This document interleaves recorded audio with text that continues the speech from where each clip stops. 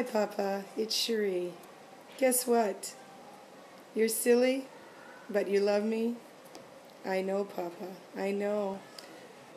These were the words that started out many of our phone conversations over the years. It started out with me saying, "Guess what, Papa?" And he'd say, "What?" And I'd say, "You're silly." And then later on, it got to the point where I'd say, "Guess what, Papa?" And he'd say, "I'm silly." And later on, he added one more line.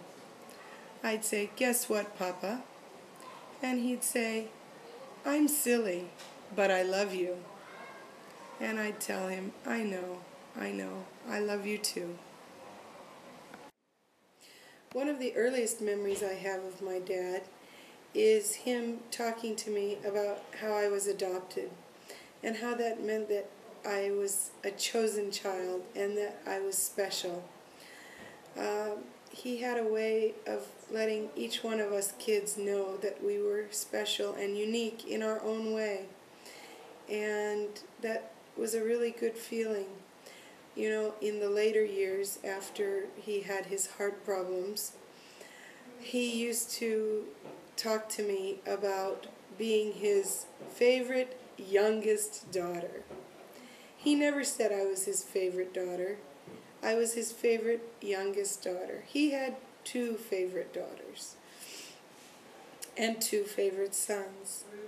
And he viewed each one of us in our own unique ways and loved us, each one of us, in the way that we needed to be loved. After his heart problems, his mind was never quite the same. And I think it was around that time that I started calling him Papa. And in his fogged mind, somehow he knew that it was me calling him Papa. And he used to get upset with other people if they would call him Papa. He said, "My daughter Cherie calls me Papa. Nobody else calls me Papa." So that was our special thing together, he and I. We had a lot of good times together, our family. I remember vacations. Dad couldn't take as much time off as he would have liked, but he would always make the effort to drive one way with us and fly back the other. So he spent some time, as much time as he could with us. I remember listening to Swiss music in the living room and using pillows to simulate the dances that we used to watch at New Glarus. And I remember stealing Dad's razor. Ken will remember this. When we were on our trip through the Middle East, stealing Dad's razor and forcing him to grow a beard. He finally talked us into letting him trim it into a goatee when we got back to the States. So we let him, and I believe there's some pictures around showing him with that goatee. I don't think he ever wore facial hair other than that time, but he did it for us for a little while. And I used to talk to him about how I wanted to know my birth mom. It was a real, especially after my mom died, it was a real important thing for me to know. And, you know, he could have just said to me, "Your mom is your mom. You don't need to know who your birth mom is." But instead, he said, "Let me help you. Let me try to help you." And he hatched a plan to go to the hospitals in Battle Creek and try to find out who she was. You know, we never followed through on that plan, but it didn't matter. What mattered was how he responded to me and how he made me feel like my needs were important and that he was willing to help me with what I wanted to know, to find the information I wanted to know. One of the most precious memories I have was from the Christmas of 2002. Dad had recently gone through the heart problems, and his mind still wasn't very clear. And I spent Christmas with him. And on Christmas Eve, we read Bird's Christmas Carol together.